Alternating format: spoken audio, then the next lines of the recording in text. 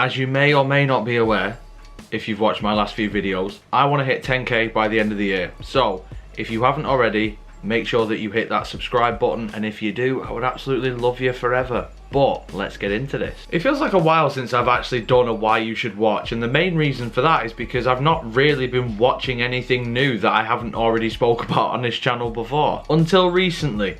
Now, a series came out, I don't know, about a month or so ago, maybe more, maybe a month or two, on Amazon Prime, and it's called Invincible. Now, I didn't really know too much about this series going into it, and by the time of recording, I don't know when this is going to go out or when you guys are going to see it, but the series actually hasn't finished yet. Therefore, that means this will be a spoiler-free review, as I tend to try and keep these as much as possible. But I just got really excited about it. This is a franchise that I hadn't really heard about before. I am aware now that it was a comic, and it's done by Robert Kirkman, who may or may not be familiar to you, but he was the person who did The Walking Dead. And listen, it's something superhero related. Of course I was going to be interested. But because I didn't really know too much about this, I went into it blind, and that's kind of why I want to keep this spoiler free like I do with some of the others, because you really need to just go into this as blind as possible. Invincible is about a young guy who, his dad is a big superhero. There's like a whole team of superheroes that are suspiciously like the Justice League, and he really wants to be like his dad, and then one day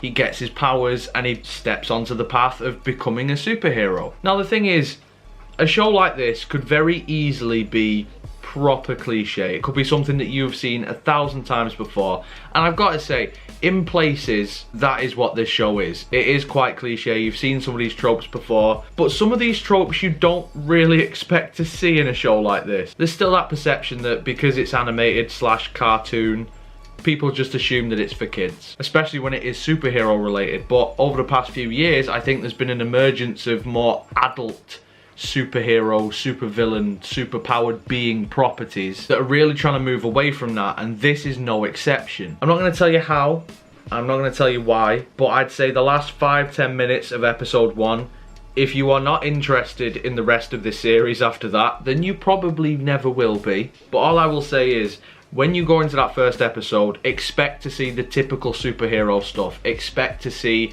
like this hero discovering his powers and learning how to use them, and his relationships with people and how they may or may not be affected because he's now a superhero. However, the last 5 or 10 minutes of the first episode, you are kind of like, right, where the fuck is this going then? One thing that I really like about the show as well is the fact that even though it is animated, there's a hell of a cast in this. The main character, Mark, is voiced by Glenn from The Walking Dead. Surprise, surprise. In fact, quite a few of The Walking Dead cast are in this, especially in the first episode. You've got Sandra Oh, who people might know from Grey's Anatomy. You've got J.K. Simmons, of course, who is known for superhero stuff at this point. What with him being J. Jonah Jameson and now Jim Gordon. Zachary Quinto's in this as well, which is quite cool. But yeah, so there's like a few recognizable names in there, and I think they really bring these characters to life. The character of Invincible, or Mark as we know him, I really like. He's kind of Spider-Man-esque in the sense of not necessarily his powers, but the way that he conducts himself. Like, he has got the quips, he is quite witty, he's quite useless with everyday stuff and trying to balance his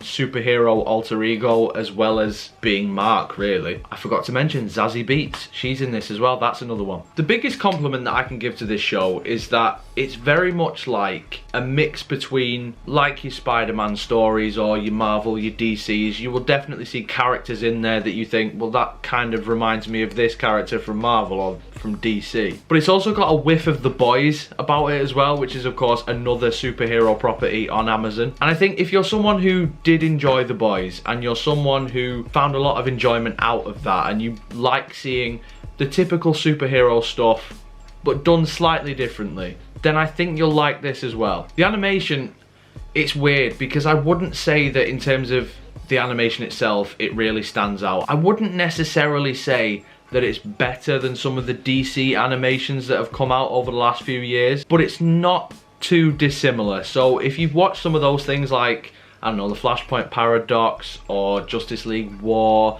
or The Dark Knight Returns, like any of those, you'll kind of get an idea of what the animation looks like. But the thing is, that really vibrant, colourful, goofy, almost cartoon style really works for this series, and I think because it does have those darker elements in it, in places. I think tonally that contrast just really works and makes it incredibly watchable. But when it needs to do that darker stuff, when you see some of the blood and gore that's in this series, because that is in there, it does it perfectly well. One thing I will say is, like, the pacing in this series is really, really good, because with some series it feels like an episode is just getting going and then it ends and then it's on to the next one and then rinse and repeat. The episodes in this are like 45 minutes long on average, and I've got to say those episodes do feel like 45 minutes. They do feel the length that they should be. But I don't mean that as a criticism, I mean that in a good way, because it feels like you get a lot of stuff and that the time is used really, really well. But it also does have that thing of, it will be really good consistently throughout those 45 minutes, but usually there will be something towards the end of the episode where you're like, fucking hell, I need to watch the next one. There's a lot to take in the series. There's a lot of characters, there's a lot of things going on.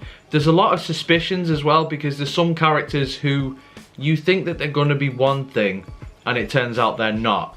And then there's other characters where they're really in a grey area and you don't really know where you stand with them, because it looks like they could be one thing but they also could be another thing. I think Mark is pretty much one of the only characters in the show where it's like, yep, I know for definite who this character is, and even then, with me telling this to you, I'm still not 100% sure. He could end up as something else. The writing in this show, I think, is the biggest strength, because whilst it does, like I mentioned before, it does feel like it's reusing elements from a variety of different properties, it's turning them into a fresh new thing. So whilst you can see those similarities, it is still very much its own show. Like, I am fully engrossed in this universe. I also like the fact as well that it isn't just set in one place. I like the fact that you see the superheroes use the entire world. Even like there's an episode where Mark goes to Mars, for example. It's not afraid to change itself up as well, which I think is really cool, but it does it in a way that totally fits with what you already know. It is dark and it is gritty in places, but it is also quite light-hearted, because like I say, it's from the perspective of, I think, an 18-year-old, and there's certain situations where Mark reacts exactly like an 18-year-old would. There's quite a few jaw-dropping moments as well, like I said, the end of episode 1 in particular, but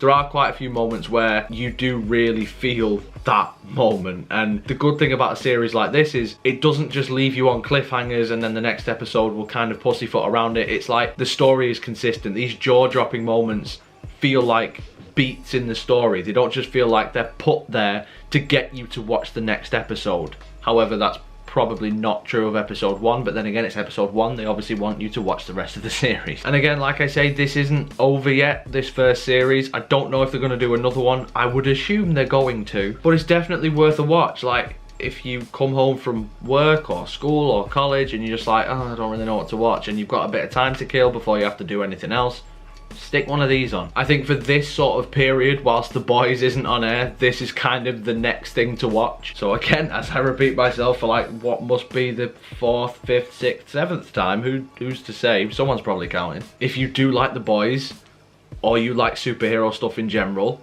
absolutely give this a go. It's really annoying because I've sort of gone over the bare bones of stuff and I'm like, oh yeah, these characters are really cool, like blah blah blah, the world's great. And I really want to talk in detail about it, which I probably will do properly at a later date, but right now I just sort of want to give you guys a brief sort of introduction to it and tell you why you should watch it, because it is really, really good, and it's surprising how good this actually is. I didn't expect it going into it. I just thought it'd be something to pass the time, but I am genuinely engrossed in the world, and there's certain things where I'm like, oh, I really hope this happens, and I hope that character gets, you know, that thing, or I hope this character ends up like over there, or, you know, stuff like that. I can't really say too much. All I will say is Omni-Man, who is J.K. Simmons' character, arguably just as terrifying as Homelander. And that's saying something, because he scared the shit out of me. In the comments below though, guys, let me know what you think. Invincible, have you seen it yet? Have you not? Whatever it is, let me know down below, and if you like it or hate it, whatever, again, let me know. If you enjoyed this video, make sure you leave a like on it, subscribe for more. Social media and Patreon links will be in the description, as always. So if you'd follow me on any of those things, I'd absolutely love you forever. But until next time, guys, you take care of yourselves. Goodbye.